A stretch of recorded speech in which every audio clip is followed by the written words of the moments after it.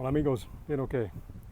Y saludos desde Medellín, este día tan bonito hoy, ¿no?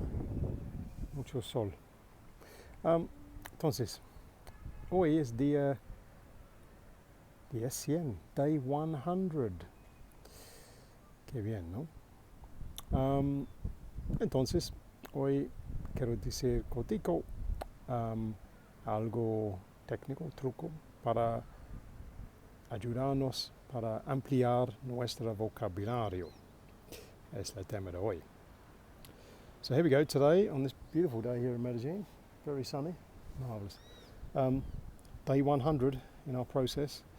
So this is a good point just to look at perhaps a quick trick or a method, one of the ways you can use to improve your vocabulary.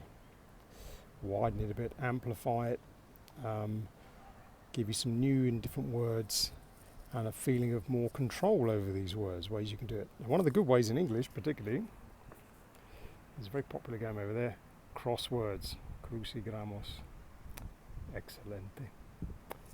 Crosswords are really good. Now, even as a native speaker in English, I would say that they are probably, outside of reading generally, crosswords particularly really help a lot to improve your vocabulary and give you a much wider range of words that you can use in different situations. This helps you a lot, particularly once you start getting into needing to write. That particularly is very helpful. But generally it's a good kind of quiz to try. Because you get a word and you're looking basically for a synonym of that word, a word that means more or less the same, but perhaps in a particular context has a slightly different meaning or a slightly more specific meaning. But it's a great way of amplifying your vocabulary. Obviously reading to some extent does the same thing because you get to look at different expressions on common topics, common themes, and all authors have their own favourite words and phrases. So you start seeing different ways, again, to express yourself with that. But crosswords are quite an interesting kind of puzzle. Once you get practiced at them, again, it's another thing you can use in one of your, shall we say, momentos perdidos, or tiempo perdido en el día, in your odd 5-10 minute coffee break. Have a go at some of those, see how you get on, because it's quite an interesting puzzle. And there are all kinds of different levels. You can get books at all sorts of levels, from real beginners to very, very advanced stuff. But yeah, that would be my honest trick with it. The books are very readily available. And they're interesting kind of a game, which quite quickly helps you improve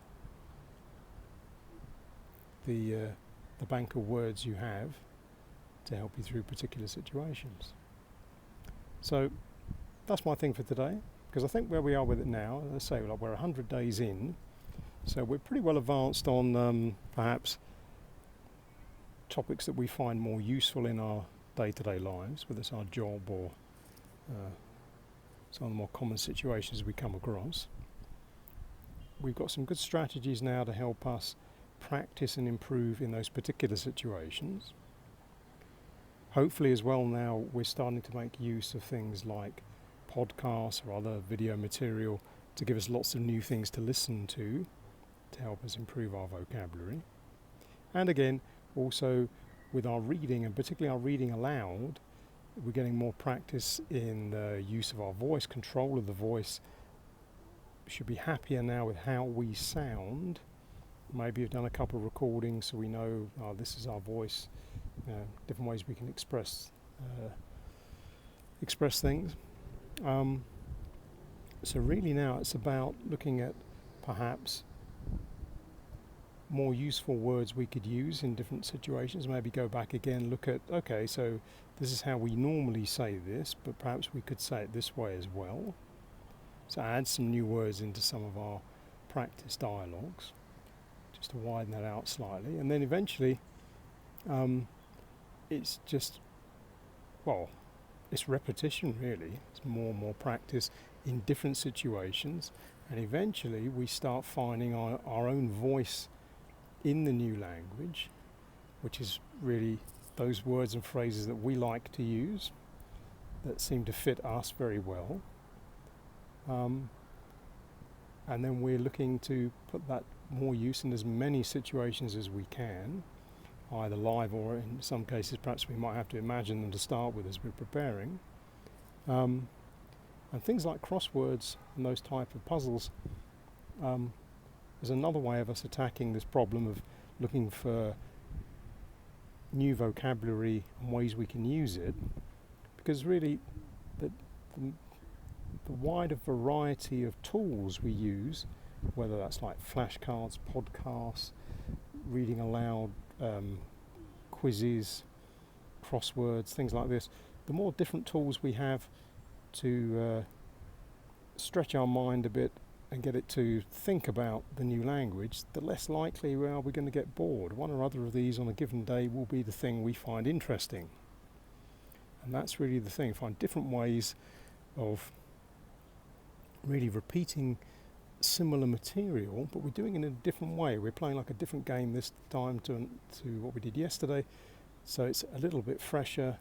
Our mind can approach this with a bit more perhaps enthusiasm. We're not going to, oh, it's the same thing again. No, we add some new different things into it, and hopefully so that will keep us more motivated while we take the time to improve and see results in our fluency. So there we go. That was a long way round it, but crosswords, give them a try. See you tomorrow. Cheerio for now.